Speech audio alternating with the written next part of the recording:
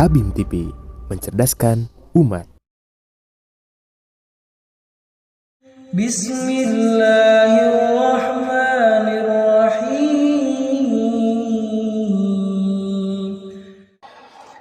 Bismillahirrahmanirrahim. Assalamualaikum warahmatullahi wabarakatuh. Alhamdulillah, nasta'inuhu wa nastaghfiruh wa na'udzu billahi min shururi anfusina wa min sayyiati a'malina. May yahdihillahu fala mudhillalah wa may yudhlilhu fala hadiyalah. Asyhadu an la ilaha illallah wahdahu la syarikalah wa asyhadu anna Muhammadan abduhu wa rasuluhu alladzi la nabiyya ba'dah.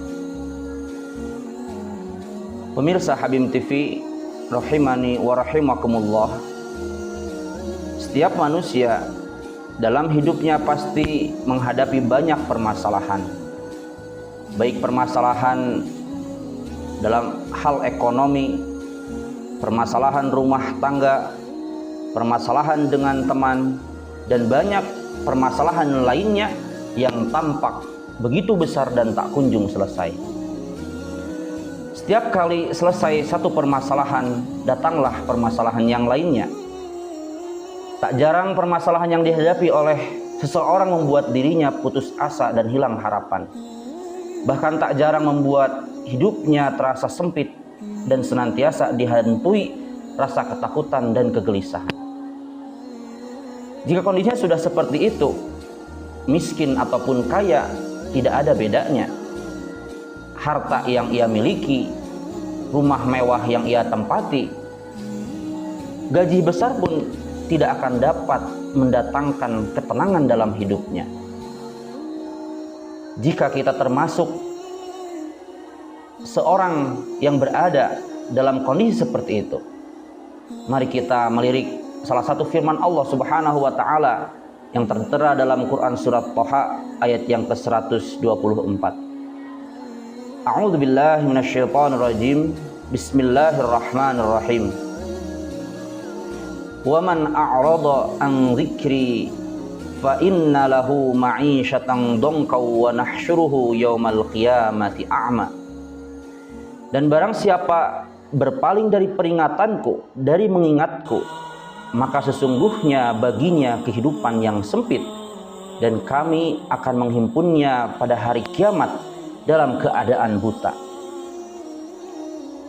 Ayat ini bisa menjadi salah satu bahan untuk kita memuhasabah diri kita. Kenapa hidup terasa sedemikian sempit? Masalah yang dihadapi selalu terasa besar. Mungkin karena kita sedang terlalu banyak lupa berzikir kepada Allah, tidak mengingat Allah. Berzikir yang kita maksud bukan hanya zikir dalam arti lisan saja. Karena banyak orang yang berzikir dengan lisannya saja. Namun yang lebih substansi adalah mengingat status diri kita di hadapan Allah, sehingga dalam menjalani hidup kita senantiasa sadar terhadap kewajiban yang harus kita penuhi sebagai seorang makhluk di hadapan Khaliknya. Namun sebaliknya, orang yang tidak berzikir adalah orang yang tidak mengingat status dan kewajiban dirinya di hadapan Allah. Orang yang seperti ini dia akan kehilangan makna hidup, tidak memiliki tujuan hidup yang benar. Di samping tidak memiliki makna hidup yang benar, juga dia tidak akan mampu menghadirkan Allah dalam kehidupannya, akan banyak meninggalkan kewajiban dan melakukan pelanggaran terhadap syariat Allah. Dalam hidup berkeluarga tidak menggunakan syariat Islam, misalnya membiarkan anggota keluarga melanggar syariat. Dalam bermuamalah, berjual beli, misalnya melakukan kecurangan, mengurangi takaran timbangan.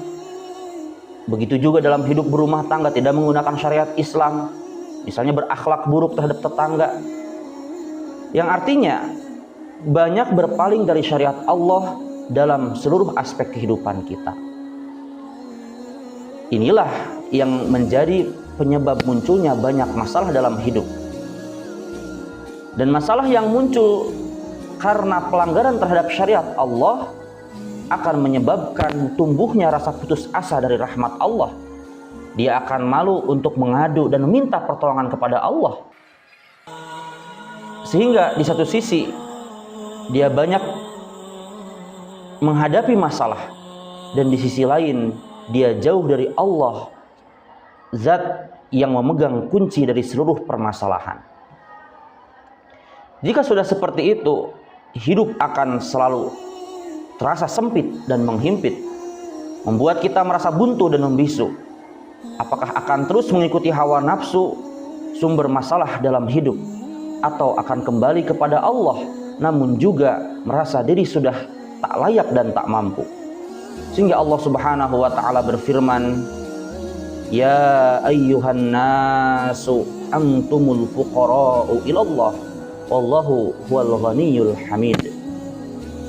Wahai manusia, kamulah yang membutuhkan Allah, dan dialah Allah yang maha kaya, tidak membutuhkan kepada sesuatu apapun, dan maha terpuji. Bukan permasalahannya yang terlalu besar, namun kita yang jauh dari Allah sebagai pemilik kunci dari permasalahan yang kita hadapi. Lalu bagaimana agar kita bisa mendekatkan diri kepada Allah? Agar bisa mendekatkan diri kepada Allah adalah dengan memperbaiki hidup kita. Memperbaiki hidup artinya menyesuaikan seluruh aspek kehidupan kita, dari bangun tidur hingga tidur kembali dengan syariat Islam.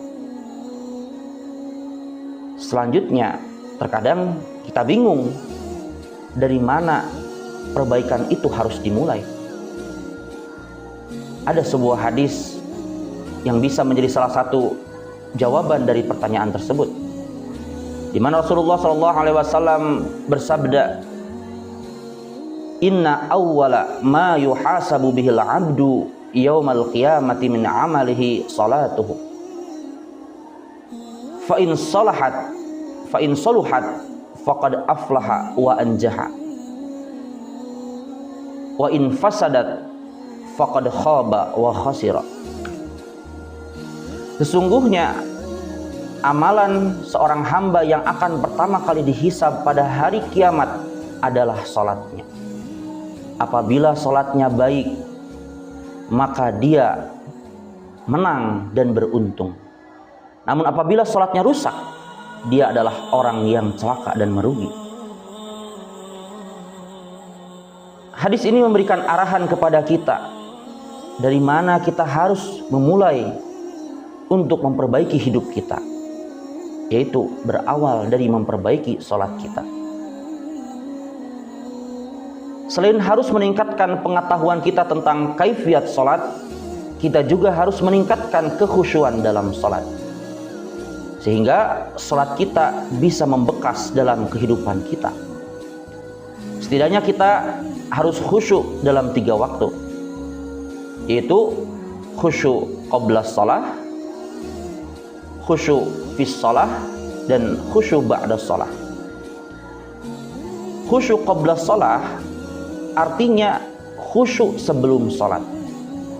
Kekhusyuan sudah harus mulai dibangun sejak sebelum dilakukannya sholat. Ketika terdengar suara azan, kita dengarkan dan kita jawab. Terdengar suara takbir, Allahu Akbar, Allahu Akbar, maka munculkanlah kesadaran dalam diri kita bahwa yang memanggil kita adalah Allah, zat yang maha besar, sehingga tidak ada hal yang lebih penting selain memenuhi panggilan Allah Subhanahu wa ta'ala. Lantas kita bergegas mengambil air wudhu. Ketika berwudhu pun kita harus khusyuk. Khusyuk berdoa di dalam hati. Mudah-mudahan Allah membersihkan dosa-dosa dari tubuh kita seiring dengan mengalirnya air wudhu.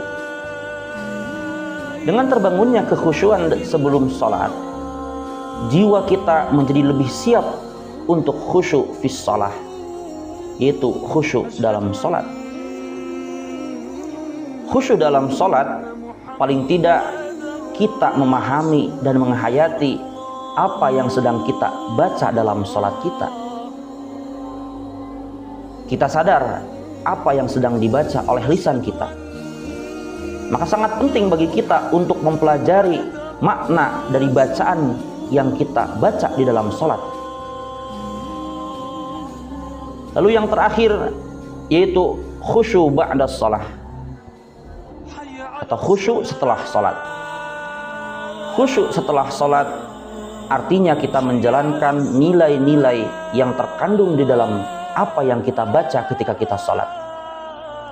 Misalnya dalam sholat kita membaca takbir Allahu Akbar, maka dalam kehidupan kita Allah lah selalu yang maha besar. Kita tidak berani melanggar aturan Allah, misalkan disebabkan karena anak, disebabkan karena tuntutan dari istri, dari saudara, teman, pekerjaan, ataupun yang lainnya, karena selalu yang maha besar dalam hidup kita hanyalah Allah. Pemirsa Habim TV rahimani wa rahimakumullah, mudah-mudahan dengan memperbaiki sholat kita, berawal dari memperbaiki sholat kita, insya Allah kita bisa memperbaiki hidup kita. Dan dengan memperbaiki hidup kita, kita bisa lebih mendekatkan diri kepada Allah. Rabbi ja'alni muqimas salati wa min dzurriyyati Rabbana taqabbal du'a.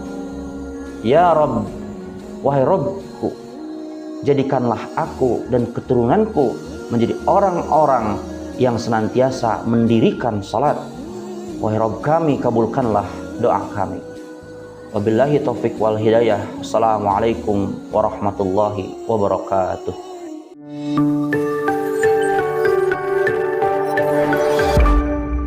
Habim TV, mencerdaskan umat.